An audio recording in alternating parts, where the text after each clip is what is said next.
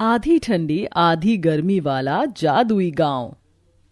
ये भगवान, बड़ी ठंड है। हाय, ये ठंडी ठंडी हवा सीधे जाकर हड्डियों में चुभ रही है। राम जी ही बचाएं ऐसी कड़ाके की ठंड से। पता नहीं ये कैसा जादुई गांव है, पूरे साल बर्फ ही गिरती रहती है। भला होता कि हमारे जादुई गांव में सर्दी नहीं बल्कि 6 महीने ठंड और 6 महीने गर्मियां होती। जहाँ एक तरफ बूढ़ी जमुना अपने जादुई गांव में बर्फ गिरने से दुखी थी, तो वहीं दूसरी तरफ गर्म हिस्से में लू बह रही थी और लावे जितनी गर्मी थी। जुगनी पानी लेके मीलों पैदल चलते हुए घर जा रही थी। हे भगवान, मैं तो पसीने से बिल्कुल नहा धो गई। आग लगे ऐसी गर्मी वाले जादुई गांव को। नदी तालाब सब सूखे पड़े हैं, कितने किलोमीटर दूर से चलकर पानी लाना पड़ता है। इससे लाख गुना अच्छा तो पहले का मौसम था। थोड़ी तो दिक्कत परेशानी होती थी, इस तरह ठंड देखने के लिए तरसना तो नहीं पड़ता था। खैर, बोया पेड़ बबूल का तो आम कहाँ से होगा। आखिर क्यों ये महिला ऐसे मिसाल दे रही है और क्या है इस जादुई गांव का रहस्य जिसमें एक समय पर 2 अलग अलग मौसम मौजूद है। तो चलिए इसके पीछे की कहानी देखते हैं। दूर दराज बसा हुआ बलियापुर गांव आज भी बाकी गांव से पिछड़ा हुआ है। वहां कमाने के ज्यादा जरिए उपलब्ध नहीं है। सभी लोगों के घर आज भी मिट्टी के हैं और कुछ लोग फूस की झोपड़ी डालकर रह रहे हैं। गांव में केवल रोजगार के 2 ही साधन मौजूद है, खेती बाड़ी और ईंट की भट्टी। आधे लोग किसानी करते हैं और आधे ईंट की भट्टी पर मजदूरी करते हैं। जहां मोहन और हरिया निराश दिल से बातचीत कर रहे हैं। हम किसान लोगों ने दिन रात खून पसीना बहाकर एक एक दिन इस जमीन पर इस उम्मीद से मेहनत की कि खेत में दिन रात हल चलाया, बीज लगाया, खाद पानी दिया कि इस बार हमारी खेत की फसल बहुत अच्छी होगी तो हम साल भर पेट भर कर खा सकेंगे। लेकिन इस बेतहाशा गर्मी के मौसम ने हमारी सारी उम्मीदों पर पानी फेर दिया। अरे ये तो गर्मी के मौसम में हर साल ही होता है। हम जाने कहां कहां से कर्ज उठाकर खेती बाड़ी करते हैं, लेकिन ये गर्मी का मौसम हमारी अच्छी खासी फसल को नुकसान पहुंचाता है। अरे इससे तो अच्छा होता कि हमारे गांव में साल भर ठंड का मौसम बना रहता, तो हमारी फसल भी बर्बाद नहीं होती और मेहनत भी इस कदर जाया नहीं जाती। तुमने बिल्कुल ठीक कहा भाई। अरे तुम किसान लोगों को तो केवल अपनी अपनी पड़ी है। अरे हम मजदूरों के बारे में कौन सोचेगा। हमारी भट्टी तो गर्मी के मौसम में ही चलती है, सर्दियों में तो काम ही नहीं निकलता है। ऐसे में हम अपने परिवारों की रोटी पानी कैसे चलाएंगे, कभी सोचा है? अरे तुम लोग भी हमारी तरह खेती कर लो, किसने मना किया है? ज्यादा लंबी लंबी बातें मत फेंको बरखुरदार। अरे तुम लोगों की तरह हमारे पास खेती करने के लिए जमीन भी तो होनी चाहिए ना। इस तरह मौसम को लेकर लोगों के बीच में लड़ाइयां शुरू हो जाती हैं। तभी गांव की सबसे बूढ़ी महिला सीता काकी आकर दोनों का झगड़ा सुलझाती है। अरे क्या हो गया है तुम दोनों को? इस तरह से लड़ाई क्यों कर रहे हो? एक ही गांव में रहकर इस तरह से एक दूसरे के खून के प्यासे बने हो। पहले ही हम लोग इतने दुख तकलीफों में अपना पेट भर रहे हैं। भाई भाई की तरह रहो, भगवान से प्रार्थना करो, वो सबका बेड़ा पार लगाएंगे। अरे बस करो काकी, अगर सच में भगवान होते तो हमारे गांव की परिस्थितियां इतनी गरीब और दुखदाई थोड़ी ना होती। बात करती हैं।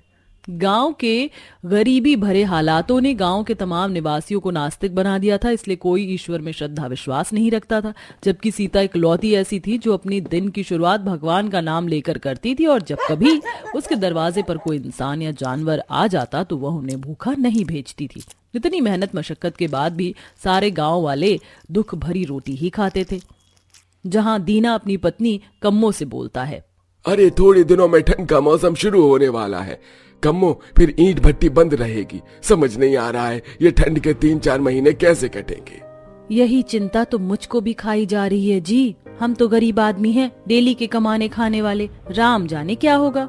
जहां ठंड के मौसम के आने पर भट्टी पर काम करने वाले मजदूर लोग दुख और शोक मना रहे थे, तो वहीं किसान लोग बेहद खुश थे। जहां मोहन रोटी खाते हुए अपनी पत्नी सरला से बोलता है, अरे किसी तरह से साल के 8 महीने कैसे न कैसे करके गुजर गए।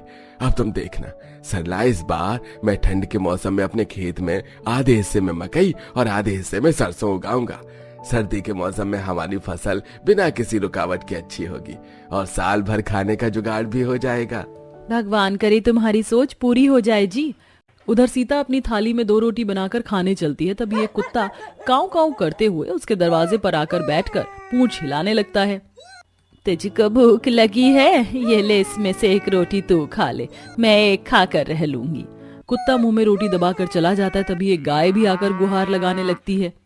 लगता है आज ईश्वर ने मेरे नसीब की रोटी लिखी ही नहीं। लो गौ माता, ये तुम खा लो। गाय रोटी खा लेती है तभी वह गाय देवी पार्वती बन जाती है।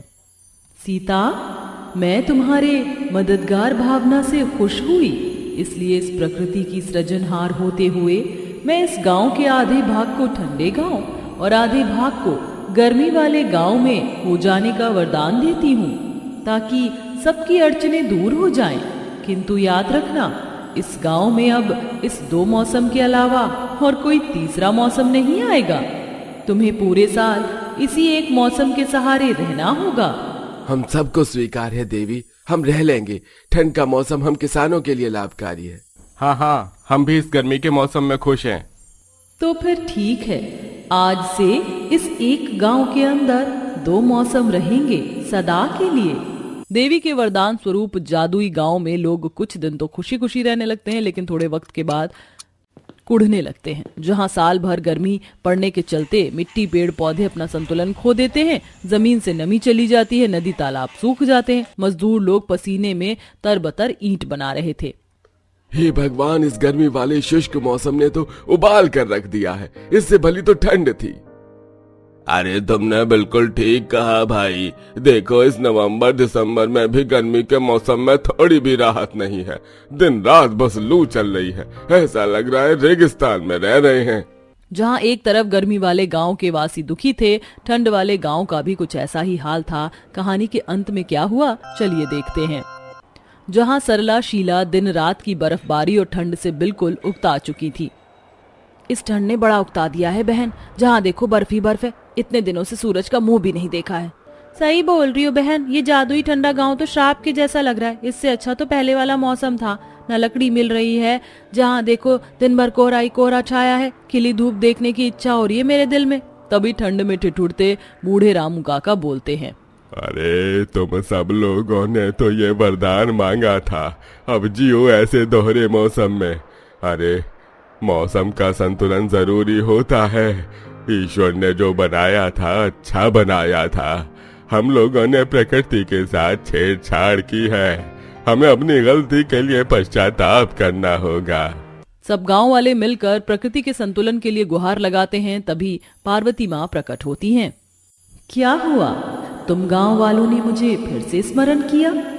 अब तो मैंने तुम्हारी इच्छा पूरी कर दी है। किसानों को ठंडा गांव चाहिए था, उनके पास ठंडा गांव है। मजदूरों को गर्म गांव चाहिए था, तुम्हारे पास भी गर्म गांव है। अब क्या बाधा है? अपनी भूल को मान लेते हैं और सीता बोलती है, हे माँ, हम सबको हमारी भूल का एहसास है कि मौसम का संतुलन कितना जरूरी है।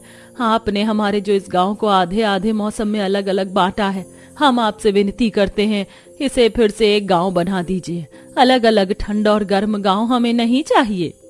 आखिरकार तुम्हें इस बात का एहसास हो गया कि मौसम का संतुलन कितना जरूरी है।